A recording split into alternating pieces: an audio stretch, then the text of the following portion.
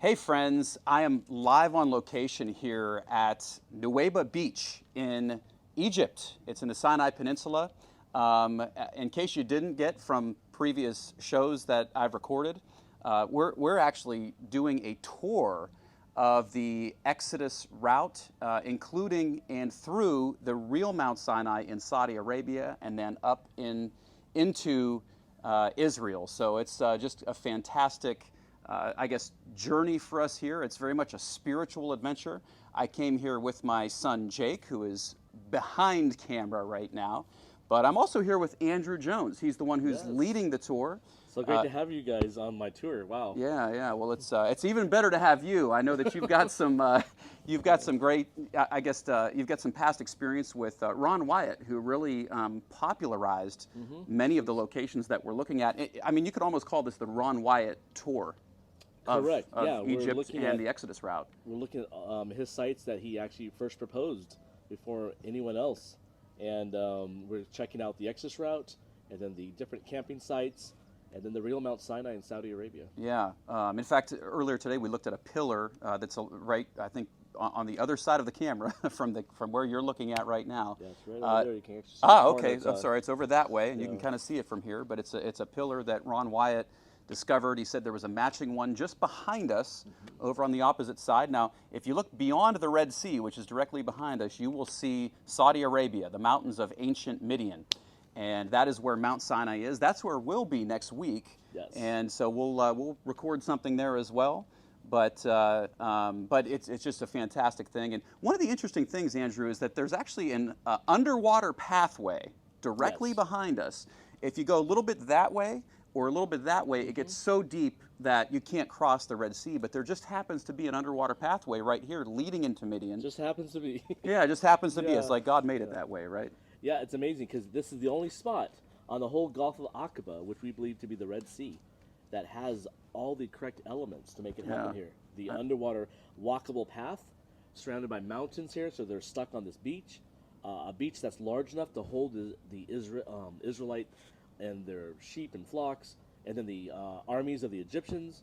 Yeah, everything matches for this to fit the Red Sea crossing. It's really quite incredible. I know I've studied it for a number of years. I can't believe I'm actually here looking at some of these things. In fact, we actually started off in Egypt. Andrew's tours start off at Noah's Ark Yeah, in sure. Turkey. That's actually where he resides.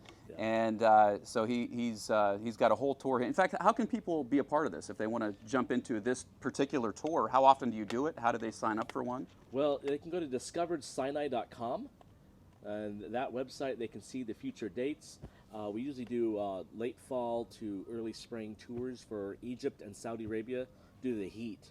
And so if you want to check out the website, you can join our future tours to Yeah.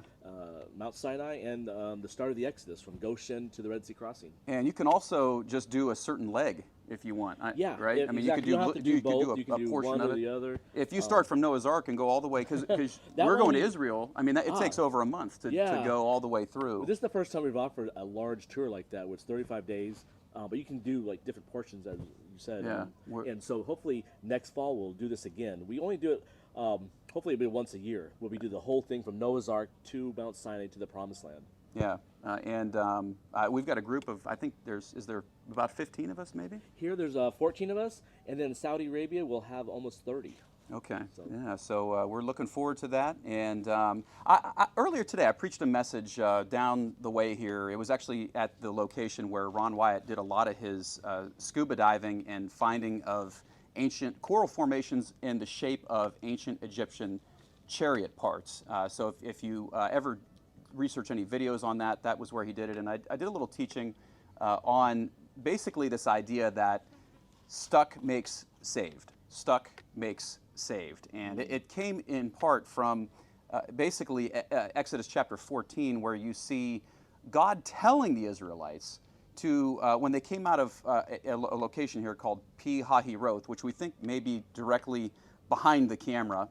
It's basically this slight opening in the mountains where the Israelites would have came through, Yes. and there's a giant beach here, and they're stuck. There's no way out. If you look around us, if I were to pan the camera, you would just see mountains, a wall of huge mountains. There's nowhere to go once they came out of that opening. They were literally hemmed in, and so they would have been stuck. It really got me to thinking, especially when I saw that, Andrew, where it says that God spoke to Moses and said, "Go here, Yeah, go it to this wasn't place where you're like going to be stuck." Like the Israelites wanted to go, they didn't know where they were going. Yeah. They're following the pillar. Yeah. And God told Moses, change direction Yeah. and get off the beaten path. Yeah, get off the beaten path, but there was a reason for it. You know, it wasn't like God was just trying to make their lives miserable. Of course, we know the history of Israel and how they were in the wilderness and they were grumbling and so on. And God wasn't just trying to bring that grumbling out, but He was trying to sanctify them, and He was trying to ultimately bring about their salvation. So, in large part, there is no greater symbol next to the crucified work of Christ and the cross than God's salvation than the Red Sea parting right behind us. If you could just look behind us and imagine that opening, we don't know how wide it opened, or it had to fit 2 million Israelites, had to be able to walk through that. And this underwater land bridge basically it's got I believe a 6-degree slope, at least is Yeah, what I've heard some of the people on the tour saying. I'm not sure if that's accurate or not, but I kind of forget, but I know Yeah. it's a walkable path that's only existing here on the Gulf of Aqaba. yeah. And so it's only here. It's only right behind us. And of course, the Mount Sinai in Arabia is directly that way. So as soon as you go across, there's actually other paths that lead through other locations that you'll visit on this tour, which are Next week we're the heading 7 or the 12 wells, the Elam with the 12 we're going wells, to Elam, Jethro's caves. the hometown of Jethro, Yeah. Rephidim, where the giant split rock of Horeb is at, Wow, and then on to the base of Mount Sinai, incredible. and climbing to the summit. Yeah, I can't wait. I can't wait to see all these things. I would encourage you to sign up for a tour. I mean, just take a look at this and see if it's something that you can do, or maybe you want to do as a group. Maybe you're a pastor. You could bring a church group with you. I know what a faith adventure this is. But again, kind of coming back to that idea that like when I look at this and I look at how the Israelites were hemmed in, and we see a symbol of God's salvation behind us, slavery that way and salvation this way. God's bringing the Israelites into a place of being stuck, but that stuck made a way for God's salvation. Stuck makes saved. And a lot of times I think in our lives, if we're looking for the spiritual context of or meaning of this real life story, it's that God brings us to those hard places where only He can deliver us. I think of the words of the Apostle Paul in 2 Corinthians, the very beginning there, where he says that our hope is set on God, and we know that He will save us. He will deliver us again, because He has delivered us through so many things in our lives. That's the point of all these Bible stories, is to remind us of God's great salvation. And there's no greater symbol of God's salvation than what is behind us right now. So wherever you're at, whatever you're doing, whatever your situation you're stuck in right now, don't forget that the Israelites came out of slavery in Egypt. That's where we just came from, coming this way, following their path, landing here and finding and seeing what God did, remembering what God did for them. God will do the same thing for you. Amen. So just want to leave you with that. Want to bid you farewell. Till the next video, I'm going to shoot another one next week. But for right now, I just want to leave you with that. I want to encourage you to think about how stuck makes saved. Stuck makes saved. Whatever you're stuck in right now, it's only going to lead to God's greater salvation. So you can rest in that. You can rejoice just like the Israelites did. And if you'd like to, go to Andrew's website and sign up for a tour. We will see you next time.